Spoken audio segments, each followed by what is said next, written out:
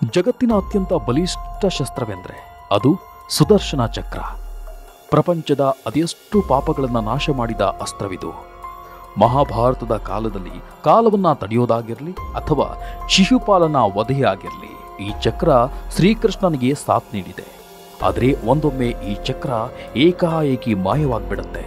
ಅಲ್ಲಿಂದ ಈ ಚಕ್ರ ಎಲ್ಲಿ ಹೋಯ್ತು ಅನ್ನೋದೇ ಪ್ರಶ್ನೆಯಾಗಿ ಉಳಿದಿದೆ. ಇವತ್ತು ಇದೇ ಪ್ರಶ್ನೆಯ ಉತ್ತರವನ್ನ ನಾವು ನಿಮಗೆ ಹೇಳ್ತೀವಿ. ಹಿಂದೂ ಪುರಾಣದ ಪ್ರಕಾರ ಸುದರ್ಶನ ಚಕ್ರ ಅತ್ಯಂತ ಬಲಿಷ್ಠ ಅಸ್ತ್ರವಾಗಿದೆ. ಶತ್ರುಗಳನ್ನ ಒಂದೇ ಕ್ಷಣದಲ್ಲಿ ನಾಶ ಮಾಡುವಂತ ಅಸ್ತ್ರವಿದು. ಭಗವಾನ್ ವಿಷ್ಣುವಿನ ಯಾವುದೇ ಅವತಾರವಿತ್ತು ಅಲ್ಲಿ ಈ ಸುದರ್ಶನ ಚಕ್ರವಿರುತ್ತಿತ್ತು. ಸುದರ್ಶನ ಚಕ್ರವನ್ನ ಗುರಿಯೆಡೆಗೆ ಬಿಟ್ರೆ ಅಲ್ಲಿ ಶತ್ರುವಿನ ನಾಶ ಪಕ್ಕಾ ಅಂತಲೇ ಲೆಕ್ಕ. ಈ ಸುದರ್ಶನ ಚಕ್ರ ಭಗವಾನ್ ವಿಷ್ಣುವಿನ ಮನಸ್ಸಿನ ಮಾತುಗಳನ್ನ ಕೇಳ್ತಿತ್ತು. ಪುರಾಣದ ಪ್ರಕಾರ ಈ ಚಕ್ರವನ್ನ ಬಳಸುವಾಗ ಇಚ್ಛಾಶಕ್ತಿ ಇರಬೇಕಿರುತ್ತೆ. ಚಕ್ರ ಯಾವತ್ತೂ ತಪ್ಪು ಮಾಡದ ಉದಾಹರಣೆಗಳು ಇಲ್ಲ. ಯಾರನ್ನ ಕೊಲ್ಲಬೇಕಾಗಿತ್ತು ಅವರನ್ನೇ ಚಕ್ರ ವಧೆ ಮಾಡಿ ಬರ್ತಿತ್ತು.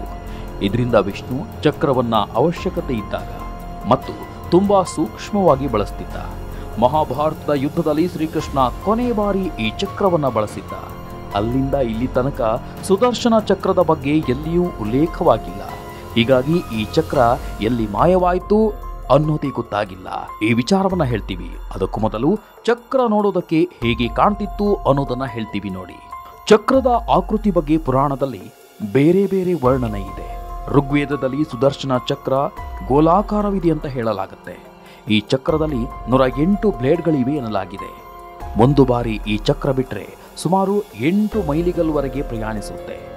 ವಾಮನ ಪುರಾಣದ ಪ್ರಕಾರ ಚಕ್ರದ ಕೇಂದ್ರ ಬಿಂದು ವಜ್ರದಿಂದ ಮಾಡಲಾಗಿದೆ. ಕೇಂದ್ರದಲ್ಲಿ 12 ವೃತ್ತಗಳಿವೆ, 6 ನಾಭಿಗಳಿವೆ. ಸುದರ್ಶನ ಚಕ್ರದ ಅಸ್ತಿತ್ವಕ್ಕೆ ಸಂಬಂಧಿಸಿದಂತೆ ಬೇರೆ ಬೇರೆ ವಾದಗಳಿವೆ. ಋಗ್ವೇದದ ಪ್ರಕಾರ ಇದು ಚಕ್ರವೇ ಆಗಿರಲಿಲ್ಲ, ಇದೊಂದು ಸಮಯ ಚಕ್ರವಾಗಿದ್ದು ನಿರಂತರವಾಗಿ ತಿರುಗುತ್ತಾ ಇತ್ತು ಎನ್ನಲಾಗಿದೆ. ವಿಷ್ಣುವಿಗೆ ಸಮಯದ ಬದಲಾವಣೆ ಮಾಡಬೇಕೆನಿಸಿದಾಗ ಅಥವಾ ಯಾರಿಗಾದರೂ ಮಾಡಿದ ಪಾಪಕ್ಕೆ ಶಿಕ್ಷೆ ಕೊಡುವಾಗ ಈ ಚಕ್ರವನ್ನ ಬಳಸ್ತಿದ್ದ. ವಿಷ್ಣು ಪಾಪಿಗಳನ್ನ ವಿನಾಶ ಮಾಡುವಾಗ ಸಮಯದ ಚಕ್ರ ಬಳಸಿ ಶತ್ರುಗಳ ವಧೆ ಮಾಡ್ತಿದ್ದ. ತನ್ನ ಇಚ್ಛಾಶಕ್ತಿ ಅನುಸಾರ ವಿಷ್ಣು ಈ ಸುದರ್ಶನ ಚಕ್ರವನ್ನ ಪ್ರಕಟಿಸುತ್ತಿದ್ದ.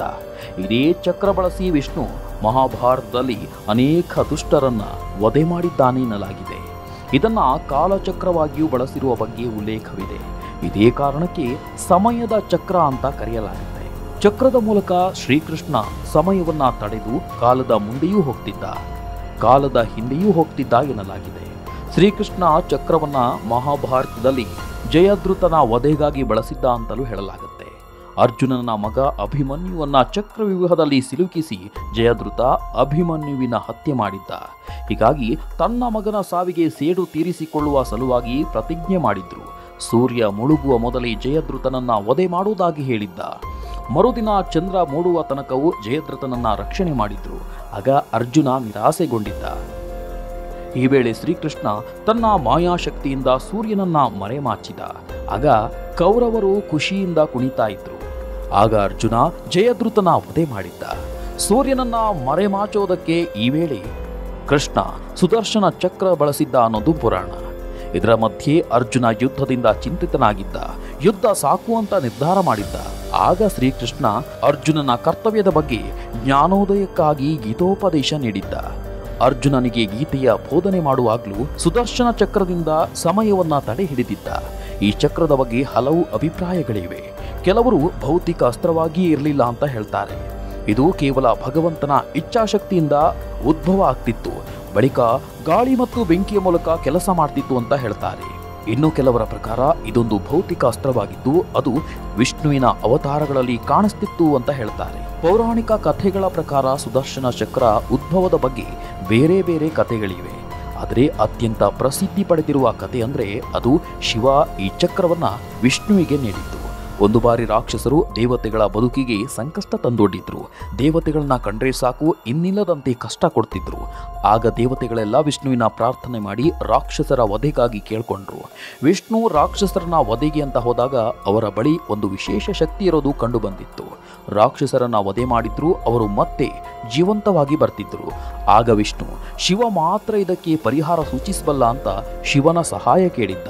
ಯಾವಾಗ ವಿಷ್ಣು ಶಿವನಲ್ಲಿ ಶರಣಾದಾಗ ಶಿವ ಸಾಧನೆಯಲ್ಲಿ ತೊಡಗಿದ್ದ. ಹೀಗಾಗಿ ಶಿವ ಕಣ್ಣು ಬಿಡುವವರೆಗೂ ವಿಷ್ಣು ಶಿವನ ತಪಸ್ಸು ಮಾಡುತ್ತಾ ಕುಳಿತಿದ್ದ. ಈ ವೇಳೆ ವಿಷ್ಣು ಶಿವನಿಗೆ 1,000 ಕಮಲದ ಹೂಗಳನ್ನು ಅರ್ಪಿಸುತ್ತಿದ್ದ. ಆಗ ಶಿವ ವಿಷ್ಣುವಿನ ಭಕ್ತಿ ಪರೀಕ್ಷೆ ಮಾಡುವುದಕ್ಕೆ ಅಂತ ಒಂದು ದಿನ 1000 ಹೂಗಳಲ್ಲಿ ಒಂದು ಹೂವನ್ನು ಅಡಗಿಸಿಟ್ಟ. ಆಗ ವಿಷ್ಣು ದೇವತನ್ನ ಕಣ್ಣು ಕೂಡ ಕಮಲದಂತೆ ಇದೆ ಅಂತ ತನ್ನ ಕಣ್ಣನ್ನೇ ಕಿತ್ತು ಶಿವನಿಗೆ ಅರ್ಪಿಸಿದ್ದ. ವಿಷ್ಣುವಿನ ಭಕ್ತಿ ಕಂಡು ಶಿವ ಸಂಪ್ರೀತನಾಗಿದ್ದ. ಆಗ ಶಿವ ವಿಷ್ಣುವಿಗೆ ಸುದರ್ಶನ ಚಕ್ರ ನೀಡಿದ್ದ ಅನ್ನೋದು ನಂಬಿಕೆ. ಇದು ಸುದರ್ಶನ ಚಕ್ರ ಹುಟ್ಟಿಕೊಂಡ ಕತೆ. ಅಲ್ಲಿಂದ ಇಲ್ಲಿ ತನಕ ಚಕ್ರ ವಿಷ್ಣುವಿನ ಬಳಿ ಇದೆ ಅನ್ನೋದು ಪುರಾಣಗಳಲ್ಲಿರುವ ಉಲ್ಲೇಖ.